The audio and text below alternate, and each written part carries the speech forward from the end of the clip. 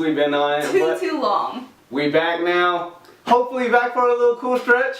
But we got something cool for you guys today. We're going to be working with some pumpkins. Working on some good stuff. Yeah, Just tune in and you'll see.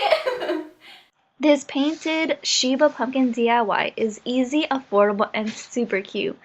I wanted to combine my love for crafts and our beautiful Shiba, and so I wanted to put these two into something festive for our house. I don't think she was too amused with it, but I still love it anyways. Here are the supplies that you're gonna need. We found the paint at Walmart. It was 50 cents each, so pretty good. The pack of sponge brushes we also found there for $1. You're obviously gonna need a pumpkin. The cardboard is used for the ears. In the picture we have 2 toothpicks, they're kind of hard to see. And then missing from the picture is tape and a detail brush. We had those already, so I don't know exactly how much they are.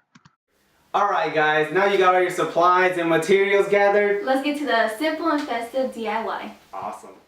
So first we start off by drawing the cheeks and mouth face area. I started on the very edge. I'd recommend when you guys try this to start in the middle. It's just so that you can get a little bit more used to how the sponge brush is gonna work. The edges on it are kind of sharp, so it gets a little hard to make those like round lines. Throughout the video you'll see that I use a wet napkin, and that's just easy while the paint is still like pretty fresh on there. You can kind of just wipe it off and give yourself those clear crisp lines to make it look a little bit more presentable. The detail brush is going to be used whenever you're pretty much doing anything other than the cheeks and face, which is the biggest part. It's just going to give you a lot more control versus the sponge brush. If you want to fill it in with the sponge brush just to give it that fuller color, you can. Here we're doing the second coat onto the eyebrows. There's 2 coats on the face already. We found that 3 coats of paint over the whole thing made it really solid. And you really can't see any orange through that. So I'd recommend about 3 coats. If you're good with 2 coats, you can. I mean, it's really just personal preference. You know, there's no right or wrong way to do this. You guys want to make sure that you're really careful whenever you're painting on the next layer. You see in the video that I'm using a hair dryer to dry the coat of paints as I apply them. You want to make sure that the paint is fully dry before you start applying the next coat. And then also when you're applying the coat, don't go super heavy, especially with the sponge brush. I noticed that if I went a little too hard with my hands or heavy-handed, the paint from the previous layer, even though it was dry, would actually lift up. I guess the paint going onto it, re-wetting it again, just like made it loose or something. Here we're switching to the ears.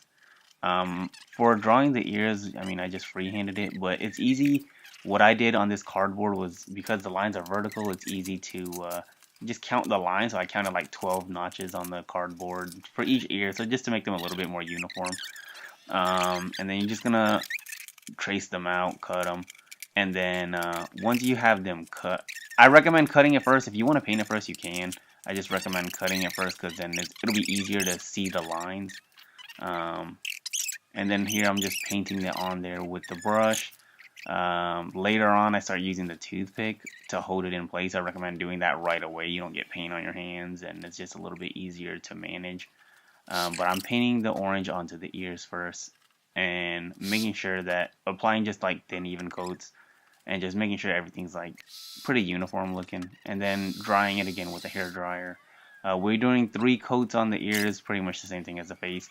I was just trying to get enough to where the pen marks are like not really noticeable, pretty much just covered up. But yeah, I mean, just brush it on there. It's gonna be a lot easier to paint than the pumpkin because it's just a smooth surface versus like the lumpy pumpkin surface. But then just making sure every coat is dry, same thing as the face.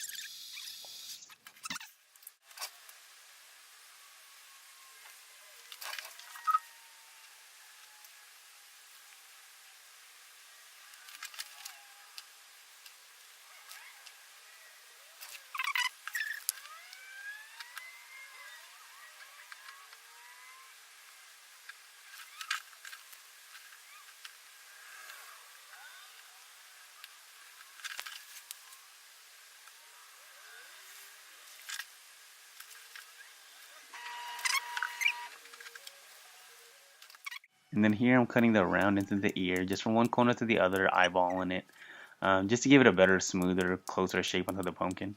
And then we're gonna put the toothpicks on top of the pumpkin. Just eyeball that as well. And then it's just gonna be cutting some tape and sticking it onto the toothpick, and then stick it in there. Alright, thanks guys for tuning in. Hope you guys liked our little tutorial. Don't forget to give us a thumbs up, like our video. Let us know what you thought of the video or our pumpkin. Did you like it? Did you hate it? You think it has too big of a chin? And show us if you do attempt it. Awesome. Alright guys, don't forget to subscribe if you do like our content. And it'll be Adventure Genre signing out. See you next time.